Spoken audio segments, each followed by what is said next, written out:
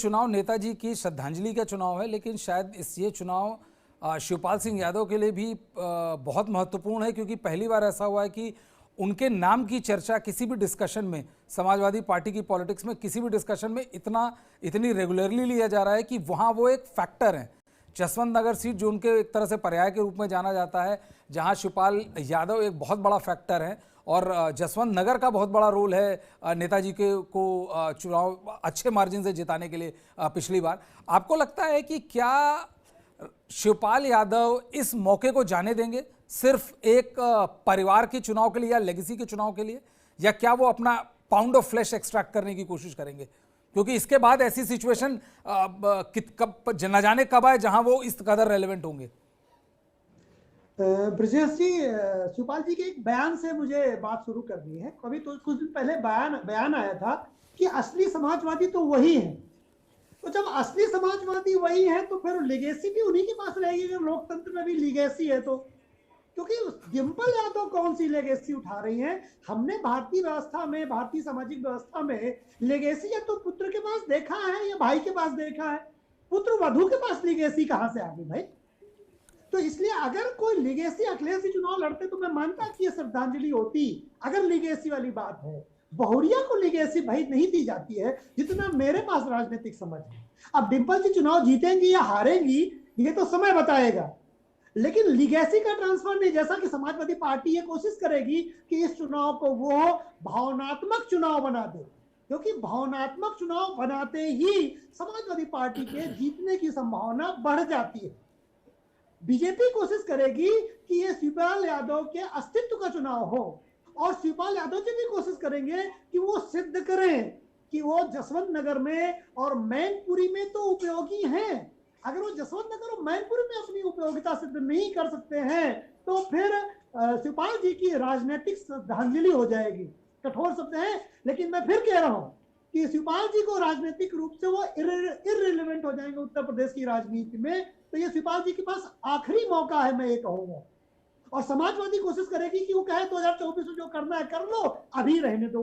तो समाजवादी पार्टी अगर ये चुनाव वाकई हार जाती है, देखिए जीतने की संभावना है, डिंपल जीत जाएगी, लेकिन अगर वो हार गई तो क्या होगा? अगर वो हार जाती है तो समाजवादी पार्टी के अस्तित्व पर और अखिलेश यादव जी के नेतृत्व पर प्रश्न चिन्ह आएगा। और शिवपाल यादव जी के पास ये बहुत बढ़िया मौका है। अखिलेश यादव जी ने उन्हें तिल तिल करके परेशान किया या तिल तिल करके उन्हें मारा, मैं ये शब्द कहूंगा। राजनीतिक रूप से अखिलेश यादव जी ने इतना अपमान दुनिया में किसी नेता का ना हुआ हो जितना अखिलेश जी ने पिछले 5 सालों में शिवपाल यादव का किया है। उस बंदे के शिवपाल यादव जी के बहुत सारे कामों से मैं सहमत नहीं हूं, वो मैं 10 गिना सकता हूं, लेकिन जब बात आती है समाजवादी पार्टी के लिए शिवपाल यादव ने क्या किया है, तो मैं हमेशा कहता हूं कि उस बंदे ने समाजवादी पार्टी के लिए जहर पिया है, विष पिया है, विषपान किया है। सारी कमियां तो शिवपाल झेलते थे और मुलायम सिंह जी सत्ता का लाभ लेते थे। संगठन कौन झेलता था? संगठन राजनीति में आप सब जानते हैं ब्रजेश जी, आप लोग सीनियर पत्रकार हैं, कि राजनीति में बहुत सारे काम ऐसे भी करने पड़ते हैं पार्टी चलाने के लिए जो नैतिक रूप से समाज के लिए अच्छे नहीं होते। शिवपाल का नाम उस रूप में रहा, मैं अब क्या कहूं उनके लिए। लेकिन विरासत मिल रही डिंपल, तो विरासत डिंपल यादव क्यों मिले भाई? शिवपाल को क्यों नहीं मिलेगा? शिवपाल में से क्या कमी है जो विरासत उनको मिले? जी पंकज, क्या आप देखते हैं समाजवादी पार्टी के क्या फेवर में जाता दिख रहा है कांग्रेस और बसपा का गैर हाजिर होना, चुनाव न लड़ना? जी मैं नहीं मानता हूं। अगर ये लड़ते तो चीजें दूसरी तरह से वोट करती। देखिए मैं अनुपम भाई की बात को फिर समर्थन करूंगा। अनुपम जी ने जो बात कही, बसपा का वोट सपा में नेचुरली नहीं जाता है, इस समय का ट्रेंड है। मैंने 2 मार्च को चुनाव के पहले सबसे पहले टीवी 9 में कहा था कि उत्तर प्रदेश की सरकार अगर बनेगी तो जिसकी बनेगी जिसका थोक मत दलित मत पाएगा, और बीजेपी को बीएसपी का 10% दलित मत मिला था। यह बात 10 मार्च को 11 मार्च को क्लियर हो गया था। तो क्योंकि जो दलित मत है, बीजेपी बहुत कोशिश कर रही है कि वो अपने साथ जोड़े, और उसमें प्रधानमंत्री का आपको याद होगा इलाहाबाद में पैर साफ करना भी उसमें शामिल है, ठीक है। तो वो चीजें प्रभाव डाल रही दलितों को, और सकारात्मक रूप से दलितों की सेकेंड चॉइस आज की डेट में उत्तर प्रदेश में बीजेपी है, इससे सहमत होना पड़ेगा। तो जो 2 लाख मत है मैनपुरी में, ये मत सपा ऐसा नहीं कि 100% बीजेपी के पास आ जाएगा, सपा के पास भी जाएगा, लेकिन इसका बड़ा मत जो है मुझे लगता है कि वो भारतीय जनता पार्टी इसका लाभ उठा ले जाएगी। ये बात मेरी समझ में आ रही है। दूसरी बात आपको बताएं, सपा अगर ये बात सीट जीत जाती है तो सबसे बड़ी चीज ये होगी कि मुलायम सिंह की लेगेसी बनी रही, इससे बहुत फर्क नहीं पड़ेगा। लेकिन सोचिए ब्रजेश जी, अगर सपा हार जाती है तो तब उत्तर प्रदेश की राजनीति में सपा की क्या स्थिति होगी? जीतने में सपा को ज्यादा कुछ नहीं मिलेगा, लेकिन अगर हारती है तो क्या जाएगा? हारती है तो सपा का नैतिक बल जाएगा, हारती है तो अखिलेश यादव का नेतृत्व चला जाएगा, और अगर हारती है तो असली समाजवादी पार्टी प्रसपा होकर उभरेगी, और मैं फिर प्रसपा का भविष्य आने वाले 10-15 सालों में समाजवादी पार्टी से बड़ा देख रहा हूं। मैं वो देख रहा हूं भविष्य जी, ज्यादातर मैं भविष्यवाणियां ज्यादा करता हूं मुझे तो आप देखिएगा कि अगर समाजवादी पार्टी अपना गढ़ नहीं बचा पाती तो भारतीय जनता पार्टी प्रसपा को मजबूत करेगी, जब प्रसपा मजबूत होगी तो सपा कमजोर होगी। हाँ अनुपम, आप कुछ कहना चाह रहे थे। पता है कि क्या ये मुलाकात महज मैनपुरी के ही से उस हिस्से में रहेगी, या कुछ हम आइस ब्रेक जैसा कुछ नहीं देखेंगे, जैसा बीच में लोगों को हल्की सी उम्मीद जगी थी जब मुलायम सिंह का निधन हो गया था और उसके बाद हर फंक्शन में, हर फोटो में शिवपाल और अखिलेश एक साथ थे? ब्रजेश जी, अगर समस्या पता चल जाए तो उसका हल निकाला जा सकता है। अखिलेश यादव और शिवपाल यादव के बीच में आइस आई कहां से? तो मेरा अपना जो एनालिसिस है वो है अखिलेश यादव का डरा हुआ व्यक्तित्व।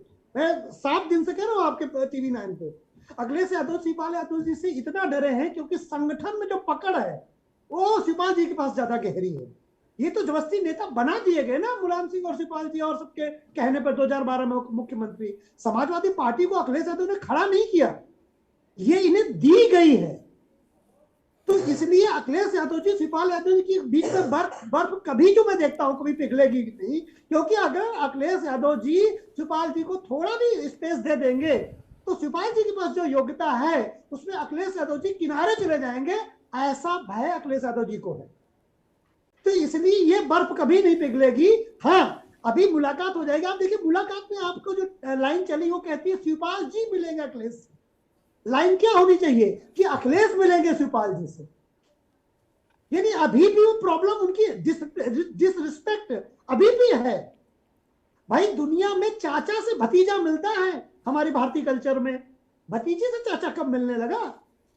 तो ये बर्फ नहीं पिघलेगी। अखिलेश यादव जी का जो व्यक्तित्व है वो कुछ लोगों से घिरा हुआ है, डरा हुआ व्यक्तित्व है शिवपाल जी से, वो डरे हुए नेता हैं। मैं बार बार दावे के साथ कहता हूं कि वो शिवपाल जी से डरे हैं, उनकी पर्सनालिटी से, उनके नॉलेज से, उनकी संगठन क्षमता से। वो सपा में उन्हें कभी नहीं आने देंगे। बिल्कुल। अनुपम, आप आखिरकार आप अभी अतर जी बता रहे थे कि वह तेज प्रताप को देते तो एक ग्रैंड अलायंस की तरफ भी टिकट मिलता, तो ग्रैंड अलायंस की तरफ भी इशारा होता, लालू यादव भी थे, कांग्रेस पार्टी भी थी। तो आखिरकार ऐसा, और वो वहां से लड़ भी चुके हैं उपचुनाव, तो आखिरकार ऐसा क्या कारण है कि केवल डिंपल को मिला और तेज प्रताप को नहीं मिला? जी मुझे फिर वही लगता है कि अखिलेश जी ने अपना आखिरी ब्रह्मास्त्र चला। अब ये ब्रह्मास्त्र काम कर गया तो ठीक है, नहीं काम कर गया तो फिर उनका भविष्य उत्तर प्रदेश की राजनीति में मुझे लगता है कि अंधियारा सा छा जाएगा, एक कुहासा सा छा जाएगा। तो उन्होंने अपना हथियार चल दिया है। अब वो असर कितना करेगा ये तो बात की बात है।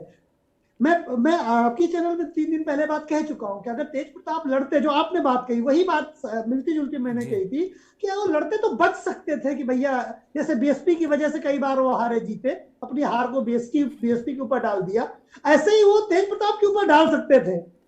लेकिन अब डिंपल मतलब अर्धांगिनी यानी अखिलेश यादव स्वयं चुनाव लड़ रहे हैं, आधा अंग लड़ रहा है, नहीं वो स्वयं लड़ रहे हैं।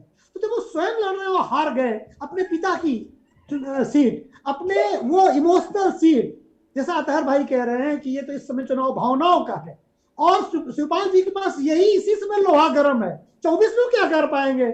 जितनी रिलेवेंसी है शिवपाल जी की वो इस समय है, वो सपा के अगेंस्ट नहीं बोलेंगे, मैं गारंटी ले रहा हूं। क्यों अपनी दुश्मनी दिखाएंगे ऐसे? क्यों यादव लैंड में खलनायक बनेंगे? राजनीति में जो बोला जाता है वही थोड़ा किया जाता है, ये तो सब जानते हैं। ये कौन सी गणित ऐसी है जो ब्रजेश जी हम सबको समझ में ना आए? शिवपाल जी को जो करना है वो बगैर बोले करेंगे। अभी तक तो बोले नहीं कुछ। और रहे के बाद अतहर भाई जी कह रहे थे 20 दिन तक साथ में रहे थे।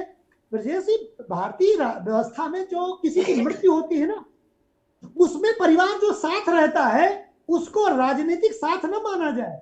अगर ऐसा होता तो डिंपल के दावेदारी के साथ शिवपाल जी की बिहेवियर में अंतर आप देखिए। तो राजनीति इतनी सरल होती ब्रजेश जी, तो मैं भी सांसद बना बैठा होता ना। अरे हम लोग तो चाहेंगे आलोक जी आप सांसद बने। हम लोग भी कह सकेंगे कि भाई आलोक जी को हम लोग विजय जी, मेरे बस की राजनीति नहीं है, मेरे बस का यही है सबकी जो है एनालिसिस करना, उतना पर्याप्त है। पंकज क्योंकि ये जो जी ये गेम बड़ा होंगे और कितनी बड़ी चुनौती देंगे डिंपल यादव को। ब्रजेश जी, बीच में आपसे एक बात कहना चाह रहा था, वो बार बार से निकल जाती दिमाग से, तो मैं कह दूं पहले। एक्चुअली जो लिगेसी बेटा बहू के पास आएगी, ये हमारी प्राचीन भारतीय संस्कृति का हिस्सा नहीं है। ये अंग्रेजों द्वारा जो कानून लाया गया था, इससे परिवार का बंटवारा होगा, प्रॉपर्टी 4 भागों में बंट जाएगी। यहां से प्राचीन जो भारत की लेगेसी है, घर का सबसे बड़ा पुरुष पूरी प्रॉपर्टी का उत्तराधिकारी होता था, सबसे बड़ा पुरुष। जब वो खत्म हो जाता था तो उसके बाद उससे सेकेंड नंबर का पुरुष। यदि प्राचीन भारतीय संस्कृति के अनुसार, लॉर्ड कृष्णा के समय की संस्कृति के अनुसार शिवपाल जी उत्तराधिकारी है। ये जो उत्तराधिकारी है डिंपल यादव और अखिलेश यादव, ये अंग्रेजों के शासनकाल का है उत्तराधिकार, तो इसे नहीं भूलना चाहिए। रियल उत्तराधिकारी शिवपाल जी हैं, तो अंग्रेजों द्वारा लाए गए कानून के अनुसार अखिलेश यादव। तो अगर प्राचीन भारतीय परंपरा के अनुसार अगर वोट पड़ा तो फिर डिंपल जी के लिए खतरा हो जाएगा। दूसरी बात, प्राचीन परंपरा थोड़ा जी जी साक्य जी की बात आते हैं, तो आप मान के चलिए चर्चा ही हम इस बात पे कर रहे हैं, क्योंकि इस बात की मैं गारंटी लेता हूं कि जो लीड का अंतर हो 1 लाख के ऊपर नहीं जाएगा। अब ये है कि ये बस इनको यही बचाना है कि 94,000 वाली लीड के अंतर को ये क्रॉस कर पाते हैं, क्योंकि अगर बीजेपी हार भी गई और लीड का अंतर रह गया 15,000, तो बीजेपी इस तरह से इस बात को लेकर ले जाएगी कि वो तब भी जीत गई। समाजवादी पार्टी के लिए केवल जीतना जरूरी नहीं है, इस जीत के अंतर को 94,000 के ऊपर ले जाना जरूरी है।